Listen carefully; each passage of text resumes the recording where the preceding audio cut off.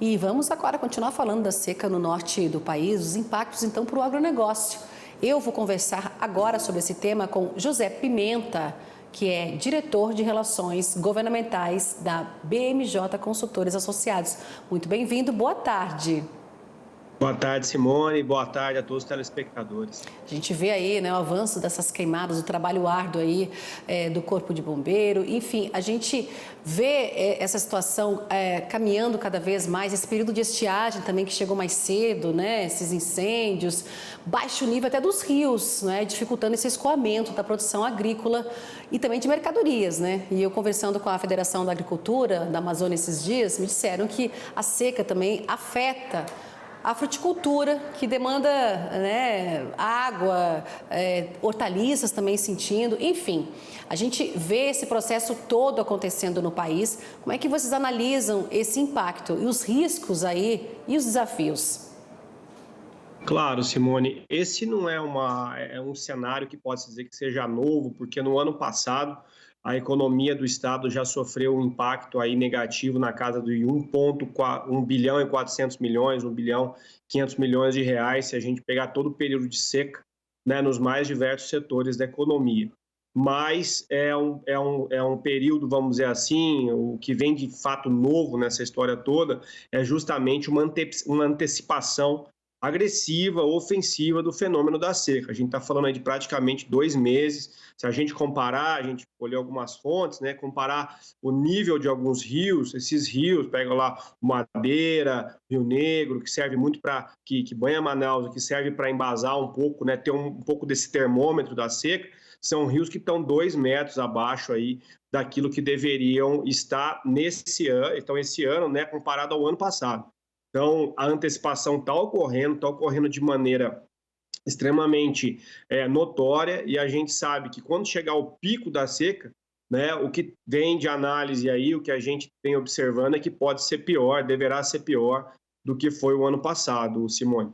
É isso que afeta, não é, não só os produtores, mas também as comunidades ribeirinhas, né, dificultando todo esse processo quando a gente fala dos rios, né, que estão bem abaixo do nível normal, né, dificultando o transporte, a navegabilidade. A gente mostrou até matéria de animais agora sofrendo também. Enfim, a gente fala, né, não só da fruticultura sofrendo, não só de hortaliças, né, dessas culturas, mas a gente também vê a pecuária, aliás, com a pastagem ruim, foi o que me disse a federação de lá. Nesse caso, a gente pode pensar em desafios daqui para frente. Você falou, a gente sabe que não é uma coisa que sempre ocorre todos os anos, mas como você bem lembrou, antecipando esse ano, já são 2 meses aí, mas a gente pode pensar que isso agora, daqui para frente, vai ser uma normalidade?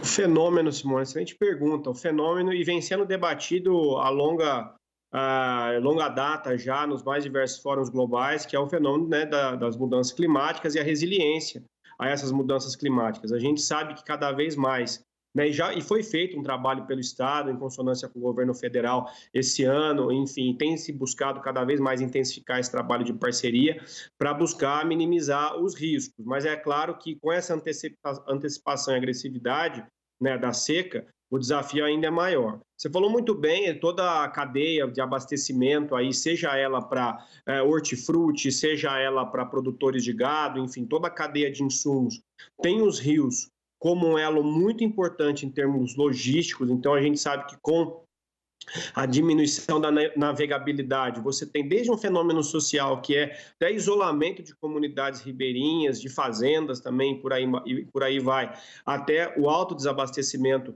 desses tipos de insumo, né? E aí, olhando para a jusante da cadeia, o escoamento da produção, né? Daquilo que já está produzido e que não vai conseguir chegar nos seus centros consumidores, sejam eles próximos à capital Manaus ou no estado como um todo, porque a gente sabe que esses rios são importantes eixos de transporte no estado. Estima-se aí, né? Não há um dado preciso sobre isso, mas estima-se que 60% dos produtores agrícolas do estado já vem sofrendo com essa seca agressiva esse ano. O desafio está justamente em você ter medidas rápidas, né? Então, cada vez mais olhar para estratégias que vão desde estocagem de alimento até a adoção de capins e forrageiras resistentes às secas, por exemplo, integração lavoura, pecuária, floresta, né, e medidas ligadas a isso que são importantes para ter resiliência no campo. E no campo da navegabilidade, obras de dragagem, né, cada vez mais isso ser feito de uma maneira expedita para que você possa ter naquilo que ocorrer, que tiver ainda, né, de água, apesar da diminuição constante dos rios, para que possa ter algum tipo de escoamento. Então, trabalhando nessas duas frentes, pelo menos de uma maneira mais constante, espera-se mitigar os efeitos da seca no estado, Simone. É verdade, porque quando a gente fala nessa adoção dessas práticas aí para tentar minimizar esses impactos, não é, no campo, e porque chega na ponta final, a gente até mostrou aqui uma reportagem de aumentos, né, de frutas, por exemplo, uma melancia por lá, aumento de 300%. Então, a gente vê o impacto chegando na ponta final, que é o preço que o consumidor vai pagar por produtos que estão passando por essa fase aí dentro do campo. O produtor sofrendo, como você falou, 60% é uma estimativa ainda, né, sendo afetado, e, consequentemente, a gente vê os preços subindo por conta dessas adversidades climáticas todas, né? E me falaram também, a Federação da Agricultura lá do estado, do Amazonas, falou que tentam também uma forma de renegociar dívidas também, né? Especial aí de crédito para esses produtores que foram afetados pela estiagem. Ou seja, a gente vê muitos pedidos acontecendo, e eu sempre gosto de passar por o Rio Grande do Sul também, né? Que eles foram afetados, né, pelas enchentes, mas anos, né? 3 anos também, muita seca por lá, ou seja, uma situação que está chegando praticamente a quase todas as regiões, e a gente está vendo os impactos agora na distribuição, né, na ponta final, que é o consumidor tendo esse produto mais caro, infelizmente. Com certeza, e até complementando a sua fala, muito específica no sentido dos efeitos para isso, né? Os efeitos das mudanças climáticas não é só um efeito, não é só uma questão brasileira. A gente vê também, né, as chuvas intensas arrasando territórios aí mundo afora, enfim, toda uma questão de enchentes, toda a destruição que isso faz momentaneamente, o transtorno para a população, a gente sabe disso. E quando a gente olha para o Brasil, essa época do ano ela chama muito atenção por conta do aumento das queimadas, né, sejam elas no centro-oeste, no sudeste, aumento e diminuição das chuvas e aumento da seca, sobretudo nessas regiões que antes não se via com tanta agressividade assim, como é a região norte, agora a gente começa a ver. E aí você tem muita razão no que você fala, quando o efeito ele é em cadeia. Né? Então, você tem desde um problema físico, territorial, estrutural, infraestrutural mesmo, até a questão, chegando na questão financeira, né? Passando pela questão financeira e culminando com a questão, aí, vamos dizer assim, econômica mesmo, de fato, que são os efeitos econômicos de tudo isso. Né? Financeira, quando a gente está falando de uma ponta, que é o crédito, né? Ou qualquer tipo de financiamento que pode ocorrer para minimizar essas perdas para os produtores, e na questão econômica, todo o efeito disso no bolso do consumidor, que vai acabar pagando mais caro por conta de todo esse transtorno que há em termos de chegada de insumos, né, e escoamento daquilo que ainda se tem de produção. Então, frutas sofrem com esse aumento de preços, verduras, legumes, entre outras, né, e toda a cadeia, vamos dizer assim, de abastecimento do estado sofre com esse cenário extremamente severo da seca, Simone.